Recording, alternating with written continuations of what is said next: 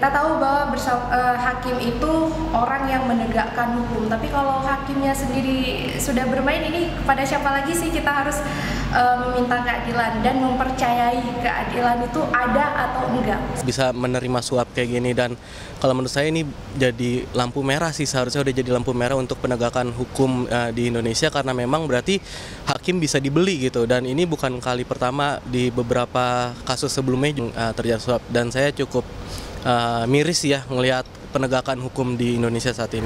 Ya, ini sangat prihatin ya, membuat kita semua masyarakat umum itu miris begitu.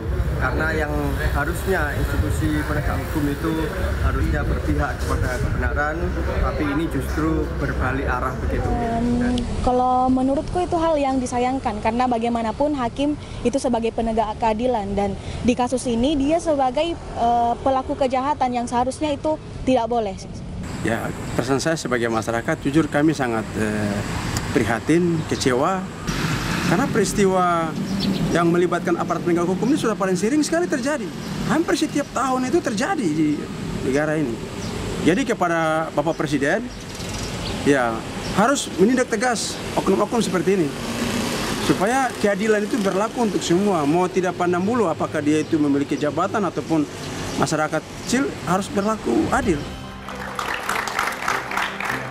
Itu adalah reaksi publik terhadap praktek mafia pelatihan yang dilakukan oleh para hakim. Pak Harli, saya ingin bertanya dulu.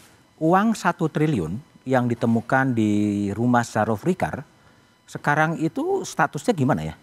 Masih menjadi barang bukti, dan Sahrulnya uang siapa itu sebetulnya? Nah, jadi terima kasih Mas Budiman. Terkait dengan penanganan perkara ZR, saat ini kan sedang bergulir di pengadilan. Ya, sudah bergulir di pengadilan. Nah, bahwa ketika penyidik melakukan investigasi terhadap keberadaan uang 920 miliar ditambah 51 kilogram emas, ya. Nah, ini sekarang yang terus sedang kita dalami, kita gali, karena berhenti pada keterangan yang bersangkutan. Nah, ini kan ada dalam penguasaannya. Nah, yang bersangkutan bicara bahwa itu uang adalah? Nah, dari keterangannya bahwa ini kan sejak tahun ada sekitar 10 tahunan kan. Nah, dia mengatakan bahwa ini adalah uang dari hasil penanganan perkara. Itu ya. Tetapi perkara yang mana? Dari siapa? Nah, ini yang terus sedang digali. Nah, sekarang tapi kita kan tidak berhenti. Nah, sekarang terkait dengan perkara bahwa suap dan atau gratifikasi ini sedang bergulir di pengadilan. Nah, nanti tentu kami akan terus berupaya, apakah ada indikasi-indikasi terkait dengan pencucian uang di situ, tentu akan kami ambil langkah-langkah selanjutnya. Jadi setelah ini TPPU. Ya, artinya kami nggak akan berhenti, karena kita kan masih mau melihat bagaimana pertimbangan hakim terhadap keberadaan 920 plus 51 ini. Oke. Ya kan? Oke. Nah, itu dia. Oke, kembali ke Bang Hinca Panjaitan. Bang Hinca, Komisi 3 DPR setelah melihat serial mafia dari kasus Surabaya, kasus Zarof, dan sekarang kasus Pengadilan Negeri Jakarta Selatan, tadi Prof. Tutik mengatakan perlu ada pembersihan di lingkungan peradilan. Komisi 3 memandang itu sesuatu yang perlu atau biasa-biasa saja? Ya, saya setuju dengan Prof. Ya, gagasan dan ide itu, dan kita berharap sekali bahwa Mahkamah Agung selain melakukan pembersihan itu dan rotasi yang cepat, juga saya kira KAY juga harus bisa membuat titik-titik tertentu lah. Kota-kota besar yang ada pidana korupsinya, fokus saja di situ. Jadi yang judicial corruption itu, untuk betul-betul melakukan pengawasan yang super ketat. Karena tidak semua pengadilan ada pengadilan korupsinya ya. Oke. Nah, dengan demikian, jadi kita fokus saja dulu di situ biar betul-betul efisien gitu. Nah, yang kedua, kepada apa yang disampaikan Prof tadi, juga ke Pak Harli ini, tentang kita ingin juga dikejar yang oligarki itu. Kan tidak mungkin juga hanya si bagian legalnya. Uang itu pasti berasal dari 3 perusahaan besar itu. Nah, yang mau diselamatkannya kan jauh lebih besar dari yang 60 miliar itu. Sehingga publik ingin tahu berapa atau siapa yang melakukan itu. Karena dia melakukan kejahatan yang 2 kali. Satu, kejahatan yang tentang dituduhkan yang sekarang dibawa oleh kejaksaan, yang diputus odslak. Satu lagi, dia berusaha untuk lepas dari jeratan hukum itu. Jadi 2 kali dia di situ. Oke. Nah, oleh karena itu kalau tadi Ibu Prof menyampaikan itu betul, saya setuju itu, dan pembersihan dengan cepat sehingga Badan Pengawas Mahkamah Agung jauh lebih bergigi mestinya karena KY pernah menyampaikan yang di Surabaya dan Komisi 3 secara terang meminta itu dipecat langsung begitu, tapi juga tidak dijalankan oleh Mahkamah Agung. Oke, Nah, baik Bang Hinca. Bung Saur, Ya, pembersihan gimana caranya? satu forum ini digagas atau di hostnya itu adalah Budiman Tanurejo. Sepengetahuan saya yang paling banyak menulis soal korupsi beliau. Nah, tema beliau ini mafia hukum makin merajalela. He ended to talk about that. Karena dia adalah mengikuti sejarah tentang bagaimana mafia hukum ini. Mas Budiman, terus terang aja. Kalau ada kata busuk, kita udah rusak sistem kita. Iya, Tapi nanti bisa terus mau sistem- diapain? Pertama, menurut saya jangan kita gantungkan kepada sistem. Karena yang merampok ini adalah orang-orang. Saya lebih fokus kepada orangnya. Saya malah mendorong begini. Ada katanya 5 pengawasan di Mahkamah Agung. Mulai dari Bawas, KY, kemudian Pengadilan Tinggi, Pengadilan Negeri yang sekarang korupsi ditangkap oleh Pak Harli. Kemudian juga masyarakat. Nah, oleh karena itu tetapi gini Mas Budiman, nggak juga fair kalau sampah ini hanya kita berikan kepada hakim. Kita lihat tuh, mafianya itu juga advokat. Ya, Organisasi betul. kami juga udah rusak. Nanti dipecat di sini, Pindah. pihak yang sama juga menerima 3 orang. Ya toh, artinya Mas Budiman menurut saya ini harus holistik. Ya, terus mau Artinya diapain? adalah organisasi advokat misalnya begini, kalau ada misalnya pelanggaran sama yang dilakukan oleh beberapa teman kita, segera dipecat. Begitu juga kepada hakim-hakim ini. Saya bayangkan Pak Harli, ini kasus tolong konstruksinya dihukum sebesar-besarnya, tetapi juga didiskusikan dengan Mahkamah Agung. Jangan seperti Pak Narto kita dengar, dia hanya baik. Tetapi kalau baik kepada dirinya, sementara dia ketua Mahkamah Agung, saya kira juga dia gagal. Oke. Artinya dia mau tenang sendiri, tetapi itu juga menurut saya juga membuat kerusakan kepada orang lain. Nah, tetapi juga presiden kan sudah kemudian tiap hari pidato. Saya dengar kemarin pidatonya di mana? Di Turki. Saya sedang menyelamatkan negara saya dari jerat korupsi, dan kita dorong juga teman-teman kita parlemen. Ya, kalau Pak Hinca ini kan selalu proaktif. Misalnya, kalaupun alasan reses bersama dengan wartawan, dan yang terakhir Mas Budiman. Saya pikir karena sudah rusak otak kami semua penegak hukum, saya usulkan Pak Harli, semua aparat penegak hukum, hari Jumat itu jangan kerja.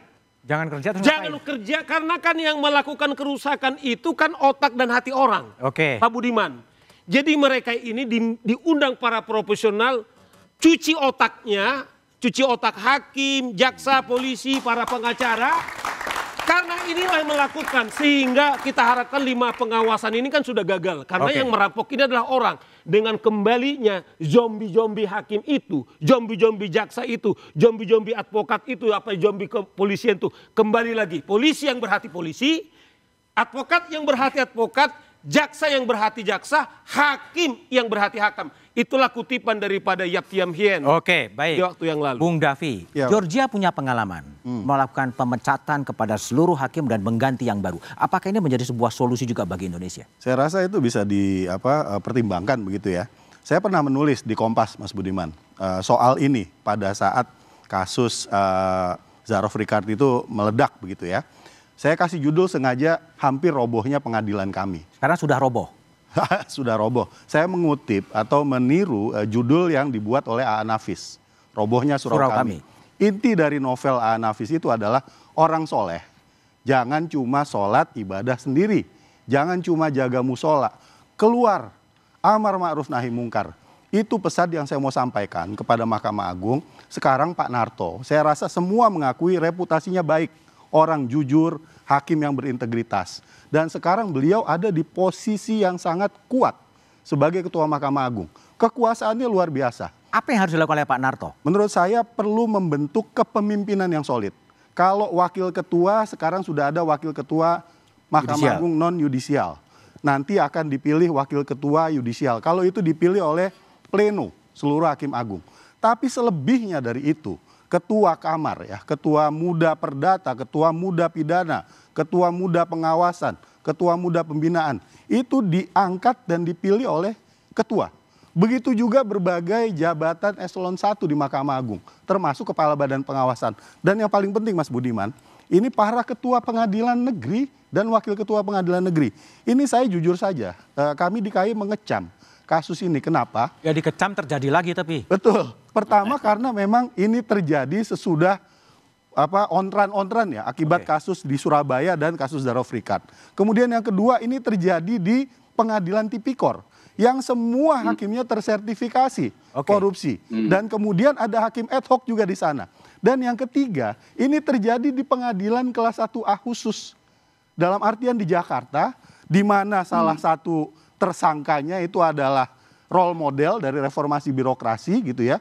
Kemudian juga semua hakim yang ditempatkan di sana seharusnya adalah orang-orang yang punya spesifikasi khusus. Satu lagi tambahan. Oke, sebentar. Pak Putih, ini semua sudah menjadi fakta. Apakah cukup dengan prihatin, mengecam, menyayangkan? Itu kan hanya statement-statement yang tidak berguna sebetulnya. Betul. Jadi memang kita tidak bisa berhenti hanya pada